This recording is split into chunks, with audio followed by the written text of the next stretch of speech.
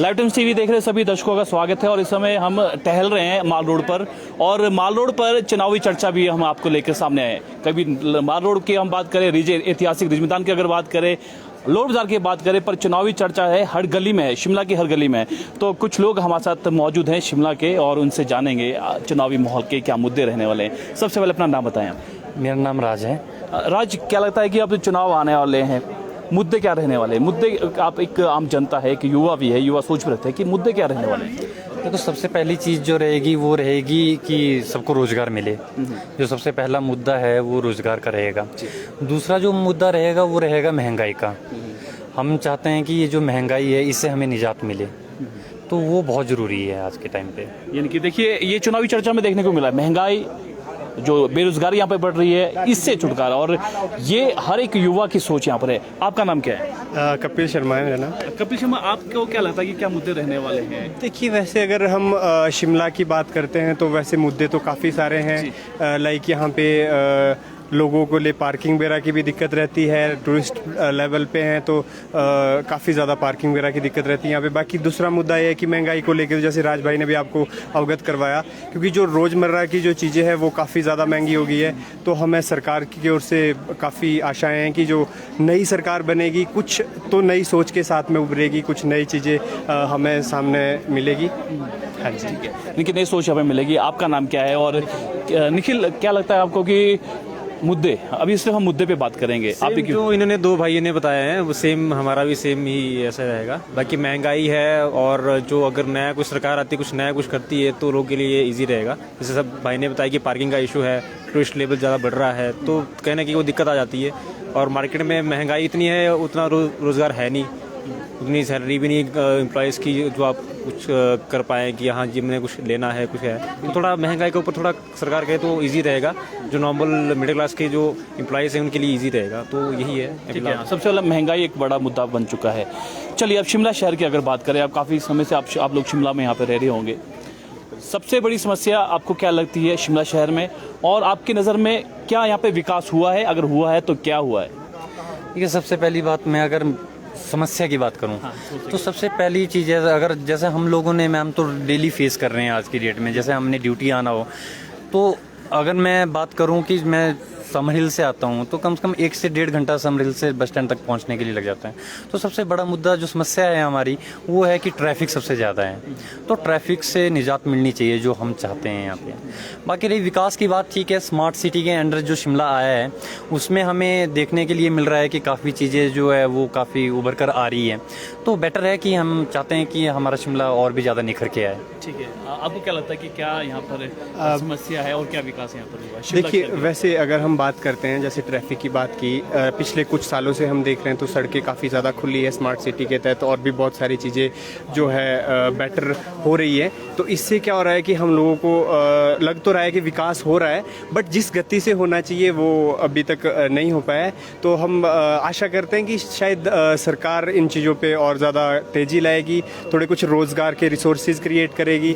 तो ये चीज़ें हमें उम्मीद है। देखिए आगे बाकी आने वाले चुनाव में। शिमला अगर बात करें, देखिए अभी माल रोड पे भी काफ़ी चहल पहल है और काफ़ी लोग यहाँ पर घूमने आते हैं, और ट्रैफिक की जो समस्या काफ़ी रहती है, ट्रैफिक उसमें काफ़ी लोग फंसे रहते हैं। यानी कि अगर आपको ऑफिस पहुँचना है या अगर आप कहीं काम करते हैं तो आपको 2 घंटे पहले ही घर से यहाँ पर निकलना पड़ेगा। अगर समरील से भी आना, उनकी 5 किलोमीटर की अगर बात करें, आपको क्या लगता है कि क्या समस्या है और क्या विकास हुआ है? अभी तो समस्या देखो महंगाई तो है ही है, बाकी जो भाई ने बताया वो भी है। भाई कि पानी की समस्या भी शिमला में है कि कई लोकेशंस में ऐसा कि पानी का बहुत ही बड़ा, मतलब कि बहुत मुश्किल आती है कि जैसे एम्प्लॉयज़ भी है 3 दिन बाद आता है। कोई एम्प्लॉयज़ होते हैं तो हमने स्टोरेज के लिए, जैसे नए एम्प्लॉयज़ होते हैं शिमला इंस्टीट्यूट में, या कोई स्टडी कर रहा है कॉलेज में, यूनिवर्सिटी में आते हैं, तो उनकी थोड़ी दिक्कत होती है। अगर थोड़ा हो जाएगी रेगुलरली 1 दिन बाद ही छोड़ के आ जाए तो भी ईजी रहेगा।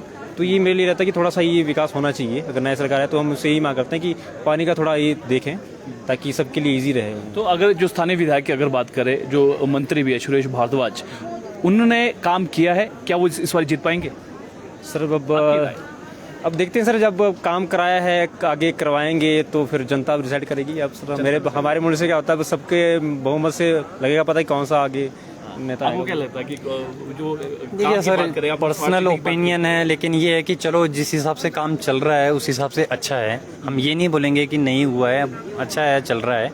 लेकिन जो हमारी समस्याएं हैं, अगर ये समस्याएं भी अगर ठीक हो जाती है तो हम चाहते हैं कि चलो फिर से एक मौका फिर मिले। से एक और मौका यानी मिले। कि वो जो रिपीटेशन की बात करें कि रिपीट यहाँ पर होगी, क्योंकि हिमाचल की अगर बात करें तो एक बार कांग्रेस भाजपा और इस बार भाजपा हो रही है कि हम रिपीट करेंगे।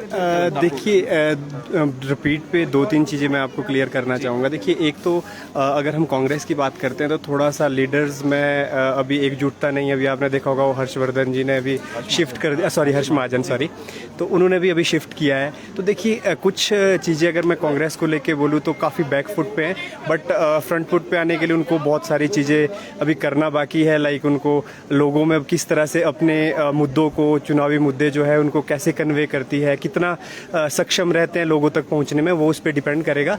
अब रही बात सुरेश भारद्वाज जी की, देखिए वैसे काम किए हैं और दो तीन चीज़ें हैं सर।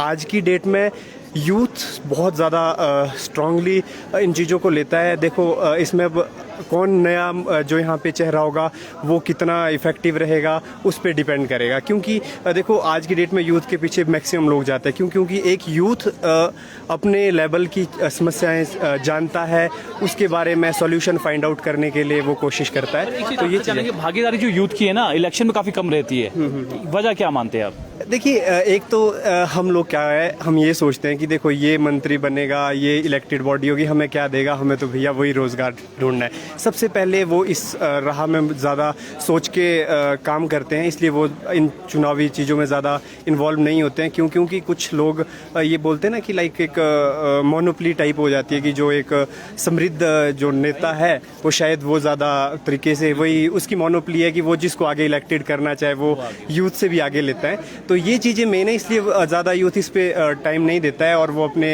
रोज़मर्रा की इसमें ज़्यादा फंसा रहता है। क्योंकि उसको पता है कि मेरे पास लिमिटेड सोर्सेज है, तो मुझे लिमिटेड उस पर ज़्यादा फोकस करना है। तो ये चीज़ सबसे बड़ी मेन चीज़ है कि यूथ थोड़ा सा पीछे रहता है। बट मेरा चुनाव को लेके मैं बात करूं, यूथ से आग्रह करूंगा कि हम लोगों को ना ज़्यादा आगे आना चाहिए वैसे।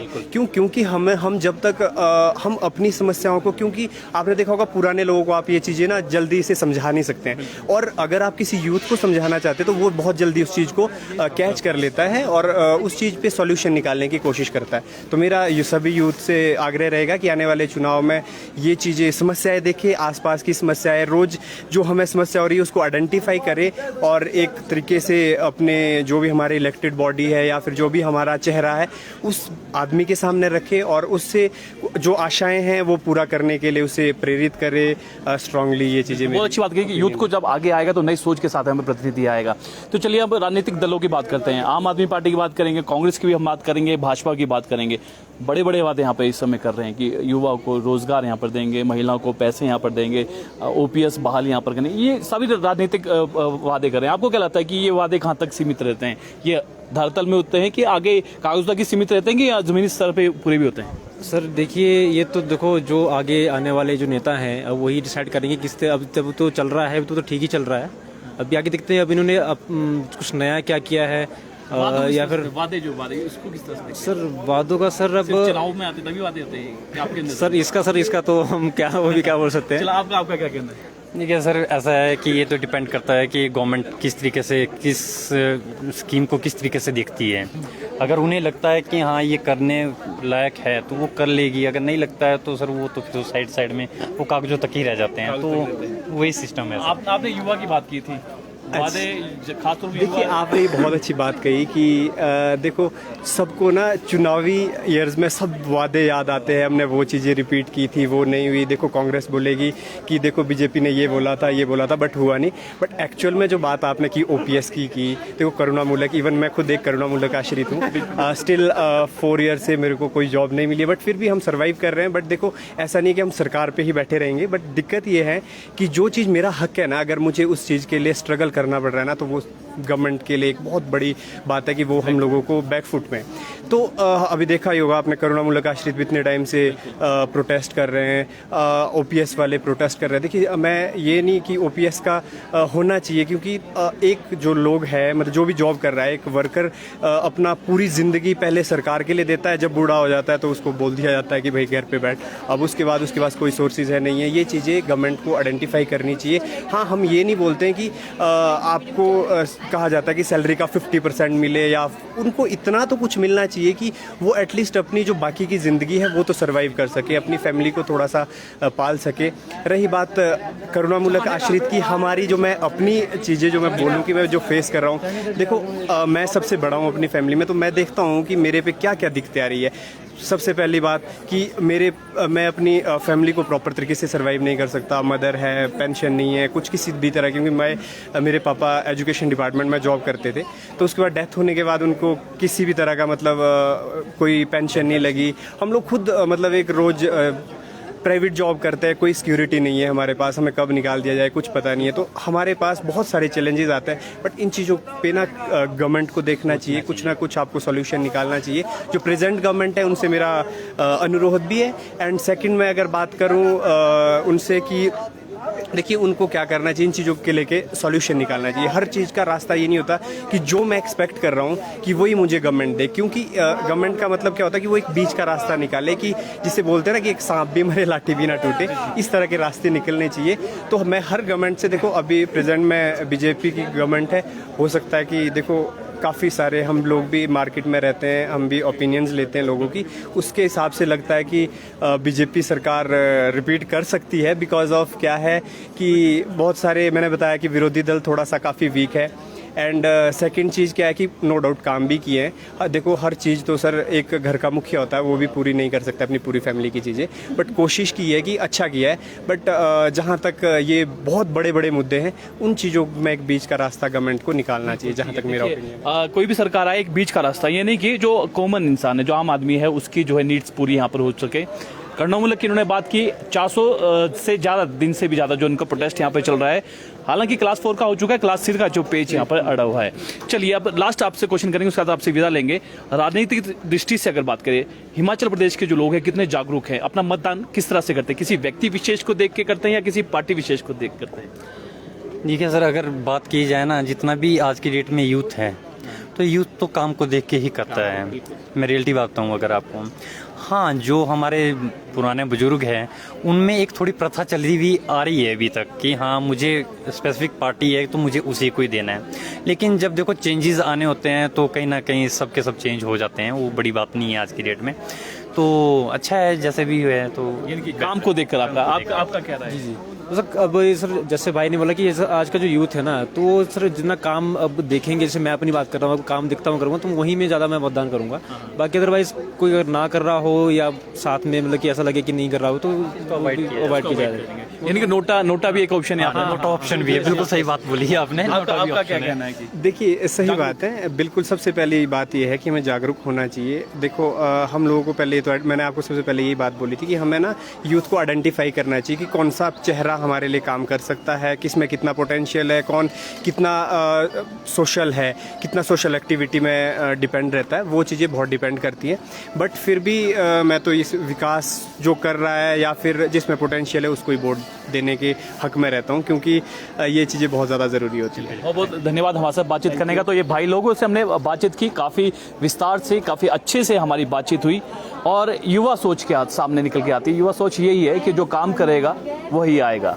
ये नहीं कि युवा यही नहीं देख रहा कि वो किसी पार्टी विशेष या किसी व्यक्ति विशेष, जो काम करेगा वही सत्ता यहाँ पर हासिल करेगा। और साथ तौर पर इन्होंने कहा कि युवाओं की जो भागीदारी, क्योंकि देखा गया है हिमाचल प्रदेश में युवाओं की भागीदारी जो इलेक्शन में काफ़ी कम रहती है, अपील भी की है कि युवा को आगे आना होगा। और जो युवा जो नेता है अगर वो आएगा तो नई सोच के साथ नया विकास जो है प्रदेश के लिए और अपने शहर के लिए यहाँ पर होगा। तो चलिए फिलहाल के लिए इतना ही, और ताज़ा जानकारी देखते रहिए लाइव टाइम्स टीवी। धन्यवाद।